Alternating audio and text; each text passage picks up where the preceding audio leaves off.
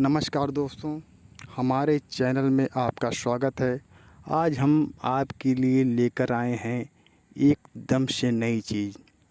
जैसा कि आप लोग जानते होंगे कि अगर गाड़ी का इंजन ख़राब होता है या नई गाड़ी है तब भी आप लोग अपने इंजन का सर्विसिंग ज़रूर कराते हैं, जिससे कि बाइक अच्छी चले, गाड़ी अच्छी चले। उसी तरीके से मानव शरीर का भी सर्विसिंग होता है। अगर समय समय पर सर्विसिंग होने लगे तो आपका स्वास्थ्य बहुत अच्छा रहेगा। इसके लिए हम लेकर चलते हैं आपको आयुर्वेद चिकित्सालय की चिकित्सा प्रभारी डॉक्टर सीमा प्रजापति के पास, जो इसके बारे में विस्तृत रूप से बताएंगी। इसके पहले आप लोग हमारे चैनल को सब्सक्राइब और वीडियो को लाइक अवश्य करें अगर वीडियो पसंद आ रही है तो। श्रीमती गायत्री देवी राजकीय आयुर्वेदिक चिकित्सालय पहुंच चुके हैं, जहां हमारी मुलाकात प्रभारी साहब से हो रही है। सर, ये पंचकर्म के बारे में कुछ बता दें। पंचकर्म देखिए, आयुर्वेद का एक प्रोसीजर होता है। प्रोसीजर का मतलब है कि पंचकर्म एक विभाग है, एक एक एक तरीका है आयुर्वेद में चिकित्सा का। देखिए, दो तरीके की चिकित्साएं होती हैं आयुर्वेद में। एक को बोला जाता है शोधन और एक को बोला जाता है शमन। शमन का जो नॉर्मल ट्रीटमेंट होता है, जो ज़्यादातर लोगों को पता है आज तक, मतलब कह लीजिए 50-60% लोगों को यही पता है कि शमन ट्रीटमेंट होता है आयुर्वेद में। शमन का मतलब है कि हमने मेडिसिन दे दी खाने के लिए, लगाने के लिए, और पेशेंट ठीक हो गए, ठीक है। शोधन दूसरा पार्ट है जिसके अंदर पंचकर्म आता है। शोधन में क्या होता है कि हमें पूरी गंदगी को साफ़ करना है। शरीर में टॉक्सिन्स इकट्ठा होते जाते हैं आजकल के खान पान, रहन सहन, जो भी दुनिया भर के कारण है उसकी वजह से। तो उसके बाद जो हम लोग शरीर का सर्विसिंग करते हैं जिसकी वजह से, तो वो जो है प्रोसेस, उसे शोधन कहा जाता है। और वो शोधन करने के तरीका होता है पंचकर्म। अब पंचकर्म इसका नाम क्यों पड़ा है? इसका नाम इसीलिए पड़ा है क्योंकि इसमें मेनली 5 प्रोसीजर्स होते हैं, ठीक है। 5 प्रोसीजर्स में हमारे क्या क्या होते हैं? वमन, विरेचन, वस्ति, रक्त मोक्षण सुश्रुत के हिसाब से है, और चरक के हिसाब से वस्ति के ही 2 प्रकार है, अनुवासन और अस्थापन, और एक नस्य होता है। तो ये 5 प्रोसीजर होते हैं टोटल।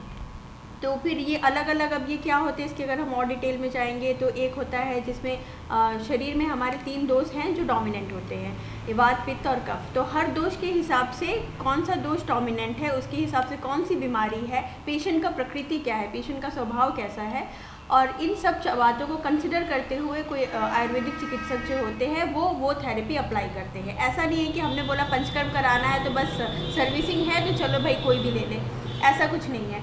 जिसमें जो पंचकर्म की ज़रूरत है, जैसे कि कफ दोष अगर प्रकोपित है तो उसमें हमें वमन कराना होता है। अब उसके लिए हमें सीज़न भी देखने होते हैं, जैसे कि नॉर्मल लोग भी करा सकते हैं जो हेल्दी हैं, और जो बीमार है वो भी करा सकते हैं। हेल्दी लोग हैं उनको कराने के लिए पर्टिकुलर सीज़न होता है। हर सीज़न में, जैसे वसंत ऋतु आएगा तो इसमें वमन कराना है, अभी वर्षा ऋतु चल रही है तो इसमें वस्ती बेटर है, इसके बाद अक्टूबर, सितंबर, अक्टूबर आएगा तो इसमें विरेचन वगैरह बेटर है। ये पित्त के लिए है। क्यों ऐसे हर सीज़न में कराना है? क्योंकि हर सीज़न में अलग अलग दोषों का प्रकोप होता है, तो जिस दोष का जब प्रकोप होता है उस समय उसे निकाल देना है।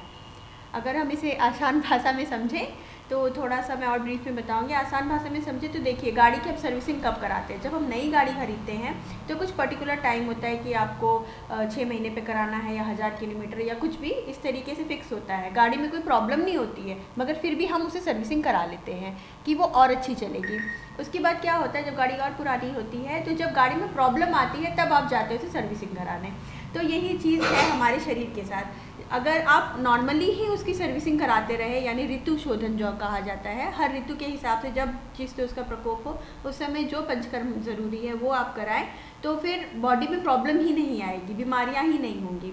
जैसे है ना, दूध जब निकल रहा है तो दूध जब उफाल मार के बाहर आ जाए तो गिरने से पहले ही आप गैस सिम कर दे, बंद कर दे, गंदियों को आप पहले ही हटा सकें, टॉक्सिन्स को बाहर निकाल सके, क्योंकि वो बाहर गिरेगा, इधर उधर फैलेगा, हमारे शरीर में इधर उधर फैलेगा, बाकी जगहों में जाकर के प्रॉब्लम करेगा, डिजीज़ कॉज करेगा। तो उस गंदगी को आप पहले ही बाहर निकाल दीजिए। तो शोधन यही चीज़ है और वही पंचकर्म है। सर, प्रेशर पे कि क्या क्या सावधानियां बरतें? देखिए, बढ़ते हुए ब्लड प्रेशर में देखिए ब्लड प्रेशर होता क्यों है, उसके कई कारण होते हैं। ब्लड प्रेशर के कारण क्या क्या हो सकते हैं। देखिए, एक तो एज रिलेटेड होता है, अथेरोस्क्लेरोसिस हो जाती है, यानी कि जो हमारी ब्लड वेसल्स है उसमें चर्बी जमा हो जाती है, या तो जो ब्लड वेसल्स है वही थोड़ी सी टाइट होने लगती है। तो जो हमारा हार्ट है उसको ज़्यादा मेहनत करनी पड़ती है। वही है ना कि जहाँ से सोर्स आ रहा है, खून निकल रहा है, बाहर जा रहा है, मगर जो हमारे वेसल्स है, जो हमारी नलियाँ हैं खून की, वो सही से खून को बाहर पहुँचा नहीं पा रही है, तो उसे मेहनत ज़्यादा करनी पड़ रही है। मेहनत ज़्यादा करनी पड़ रही है तो वही ब्लड प्रेशर है। या तो कोलेस्ट्रॉल जमा हो जाए, या फिर आप बहुत ज़्यादा स्ट्रेस ले रहे हैं, मतलब हार्ट का काम करने की क्षमता ही कम हो जाए। यार सर घरेलू कुछ उपाय बता दें। घरेलू उपाय में देखिए, सबसे पहला है नमक, सॉल्ट इनटेक कम करना। क्योंकि नमक जो है वाटर रिटेंशन करता है, ब्लड वॉल्यूम बढ़ाता है, ब्लड की मतलब माप एक तरीके से बढ़ा देता है, तो दिल हार्ट को ज़्यादा काम करना पड़ता है। नमक कम करना है, रेगुलर योगा करना है, प्राणायाम करना है, मेडिटेशन करना है। मेडिटेशन से मेंटल शांति रहेगी, दिमाग थोड़ा सा स्थिर रहेगा, तो ये जो हमें प्रेशर बनता है दिमाग पे और दिल पे, वो सारे प्रेशर नहीं बनेंगे। सॉल्ट इनटेक कम करना है, खाना थोड़ा जल्दी खाना है, खाने के बाद थोड़ा सा टहलना है, अपने शरीर खाने में जो चर्बी वाली चीज़ें हैं, फैट हैं बहुत ज़्यादा, वो सब चीज़ें थोड़ी सी अवॉइड करनी है, मिर्च मसाला अवॉइड करना है, हेल्दी खाना खाना है, यही सब चीज़ें हैं। हमारी बात हो रही थी प्रभारी चिकित्सा अधिकारी डॉक्टर सीमा प्रजापति से। बहुत बहुत धन्यवाद।